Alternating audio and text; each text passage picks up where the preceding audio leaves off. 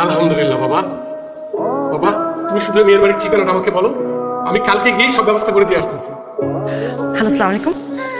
Hello পারিসা, আপনি আমার number পেয়েছেন কোথায়? পুরো ঢাকার শহরে 2 কোটি মানুষের ভিতরে 4 কোটি পা পারিসা, সেই জায়গাতে আমি তোমার পা খুঁজে বের করছি। আর তোমার নাম্বার? হ্যাঁ হ্যাঁ অবশ্যই, সব পারেন আপনি। খোদার কসম পারিসা, আমি তোমার অনেক বেশি ভালোবাসি। আমি জাস্ট একটা জিনিসই চাই পারিসা, সারা জীবনের জন্য তুমি আমার হয়ে পারিসা। আমার বয়ফ্রেন্ড নাই তো কি? হ্যাঁ আমার বয়ফ্রেন্ড নাই, তার মানে এটা না যে আপনি আমার বয়ফ্রেন্ড হয়ে যাবেন। আমি মরে গেলে আপনার সাথে কোনোদিনও রিলেশনশিপে যাবো না। পারিসা, খোদার কসম পারিসা, আমি তোমার ভালোবাসি। একটা বার বোঝার চেষ্টা করো তুমি তোমার ভালোবাসি পারিসা। আমি আপনাকে কিভাবে বোঝাবো? আসলে আপনি যদি সুস্থ, স্বাভাবিক বা সহজ সরল একটা মানুষ হতেন তাহলে আপনি নিজেই বুঝতেন। আপনি যেগুলো করে বেড়াচ্ছেন এটাকে ভালোবাসা বলে না, এটাকে ক্ষমতার অপব্যবহার বলে।